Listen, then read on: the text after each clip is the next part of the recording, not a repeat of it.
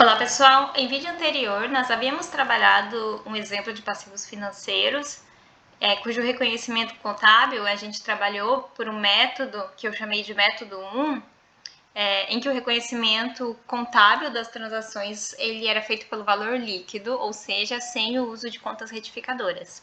Nesse vídeo a gente vai fazer o mesmo exemplo, no entanto aqui eu vou trabalhar com o método que eu chamo de método 2, que vai usar contas retificadoras. Isso por quê? Porque dependendo da obra ou do professor com quem o aluno estuda e trabalha, ou dependendo do plano de contas da entidade, pode ser que ele use de contas retificadoras para os lançamentos contábeis ou não.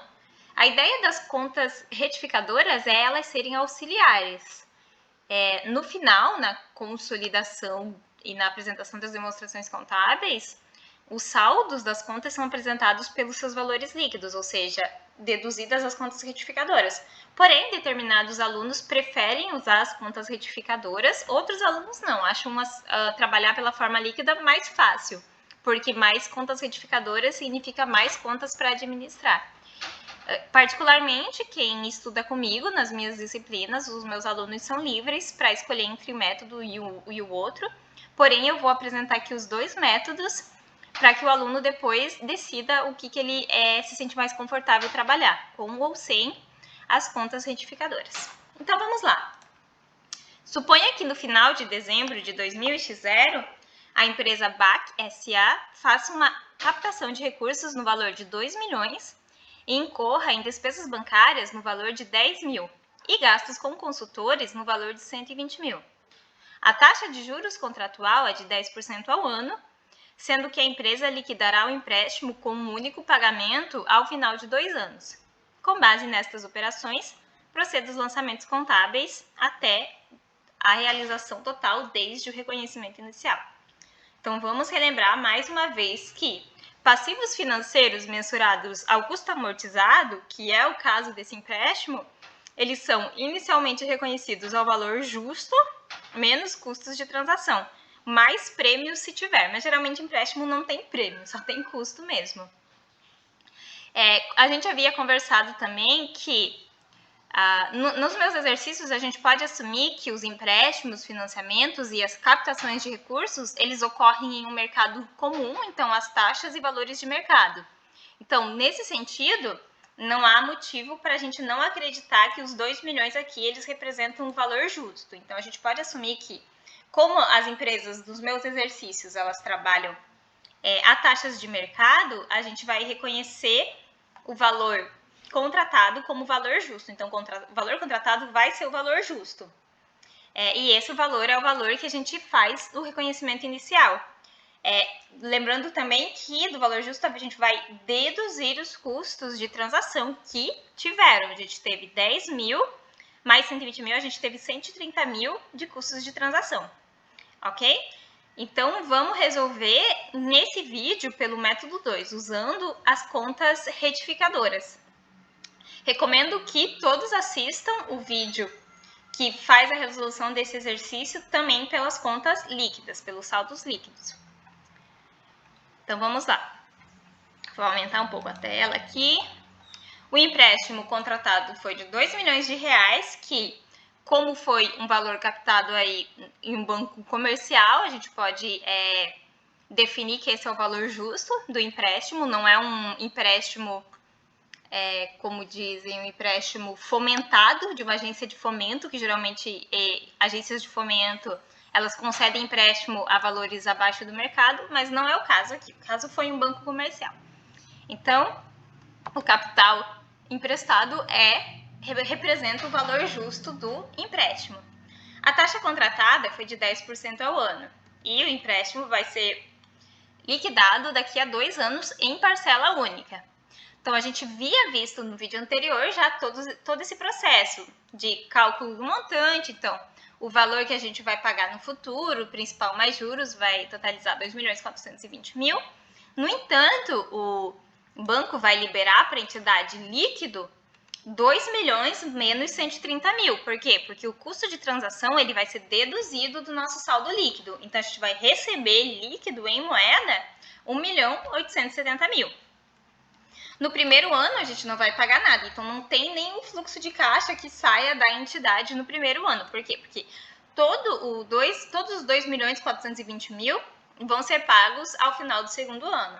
Então, a gente tem que o custo efetivo do nosso empréstimo, que ele é medido pela taxa interna de retorno, ele é de 13,7593%.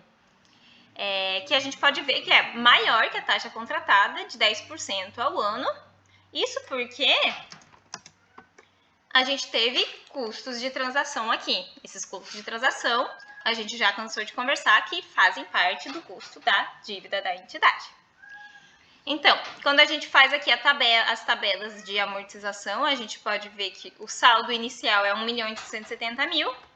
Os encargos financeiros de 13,75%, eles vão totalizar 257.298,76 no primeiro ano. No segundo ano, os encargos financeiros vão ser de 292.701,24. Portanto, os encargos financeiros totais da entidade são de 550.000, que são o quê? 420.000 juros mais 130.000 custos de transação. Então, 550.000 são os encargos financeiros, que somam as despesas financeiras e os custos de transação. Agora, o que a gente precisa? A gente precisa saber quanto que a empresa vai reconhecer de despesa financeira e quanto que ela vai reconhecer de custo de transação, no primeiro e no segundo ano. A taxa contratada foi de 10%, então a gente sabe o quê? Que no primeiro ano, a despesa financeira, ela vai ser 10% de 2 milhões, que vai ser 200 mil. Como não vai ter pagamento nenhum, esses juros eles são incorporados ao saldo devedor e no próximo ano as despesas financeiras vão ser calculadas em 10% sobre 2 milhões e 200 mil, que vai totalizar 220 mil. Então, as despesas financeiras vão ser 420 mil, conforme a gente sabia. Só que agora a gente sabe quanto que vai ser por ano. E agora, o que falta? Falta os custos de transação. Então, a gente pode fazer uma terceira tabela aqui, em que a gente traz os encargos financeiros de 550 mil e as despesas financeiras de 200 mil. Então, no primeiro ano, os encargos financeiros foram 257.298,76. Desse total, 200 mil foram despesas financeiras. Então, quanto é que vai ser o custo de transação? A diferença. Então, 257 mil menos 200 mil, 57.298,76 vai ser reconhecido como custo de transação do primeiro ano, que é 2000x1. E o mesmo processo a gente faz para o segundo ano, e aí a gente identifica as despesas financeiras e os custos de transação do segundo ano. Até agora nada mudou, né? A gente só identificou as despesas e os custos de transação, coisa que a gente tinha feito ali em vídeo anterior. O que vai mudar agora vai ser realmente o método de reconhecimento, porque agora a gente vai fazer a contabilização usando contas retificadoras. Então, como é que vai ficar? A gente vai usar contas retificadoras, o que quer dizer que a gente vai usar essas contas para fazer os registros das apropriações dos custos e das despesas. Com isso, os saldos das contas de empréstimos, circulante e não circulante, eles vão ser registrados pelos seus valores brutos. Então, o que a gente vai reconhecer aqui? No empréstimo, lá em passivo não circulante, porque no começo do período, a gente sabe que essa conta está em longo prazo, então quando a gente está no começo de X1, final de X0, começo de X1, quando o empréstimo foi captado, ele vai vencer só ao final de X2, então ele é não circulante aqui. Então, a gente vai reconhecer um empréstimo de 2.420.000. Esse empréstimo, esse é o saldo total, esse é o saldo que a gente vai liquidar lá no final do período. Esse saldo ele inclui tanto as despesas financeiras quanto os custos de transação. Mas, como a gente sabe lá do CPC 48, Os passivos financeiros, eles devem ser inicialmente reconhecidos pelo valor justo, menos os custos de transação. Então, como é que a gente faz para ajustar isso aqui? Se esse saldo aqui ele inclui os custos de transação, a gente precisa o quê? Fazer um ajuste, que é por isso que a gente vai reconhecer as retificadoras. Então, a gente vai trabalhar com custos de transação a apropriar e despesas financeiras a transcorrer. Então, reconhecendo o empréstimo a 2.420.000, que é o seu montante final, o valor ao final do período, o valor que será liquidado, a gente reconhece em conta retificadora despesas financeiras a transcorrer, aqui reconhecido inicialmente pelo seu valor total, 420.000, e custos de transação a apropriar, também inicialmente reconhecido pelo seu valor total, 130.000. Então, aqui SI é de saldo inicial. Reconheci, então, a conta pelo seu valor que será liquidado e reconheci as reduções em contas retificadoras. Ao final, se a gente pegar 2.420.000 e reduzir as despesas financeiras e os custos de transação, a gente de fato vai chegar no valor líquido reconhecido, o valor líquido do empréstimo, o valor que de fato caiu na conta caixa. Ó, na caixa vai entrar 1.870.000. Então, a diferença desse método é que esse método usa as contas retificadoras, enquanto que o método anterior que a gente tinha trabalhado, ele trabalha diretamente com o valor líquido já, 1.870.000 líquido, e vai acrescendo ao longo do período as despesas financeiras e os custos de transação. Essa é a diferença. No final vai dar tudo a mesma coisa. Afinal, é contabilidade. Então, vamos reconhecer, passando-se o primeiro exercício, 2000x1, vamos reconhecer então a despesa financeira e os custos de transação. As despesas financeiras do primeiro ano foram de 200.000, então, débito de 200.000 em contrapartida, aonde?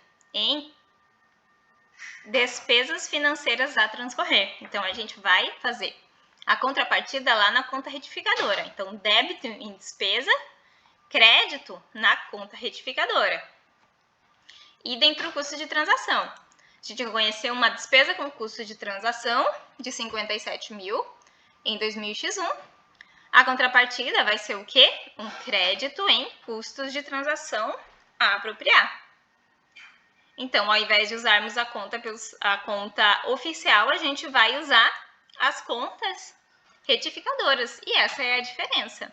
Aí, ao final de 2000x1, a gente precisa relembrar, a gente precisa reclassificar essa conta para o circulante, porque agora ela passa a ser circulante. Então, o que restou da conta, a gente reclassificou e a gente também reclassificou o empréstimo. Então, esses valores aqui foram lá para o circulante. 2.420.000, 220.000, 72.724. Agora vai se passar o segundo ano e o que a gente vai fazer? Reconhece as despesas em contrapartida da retificadora.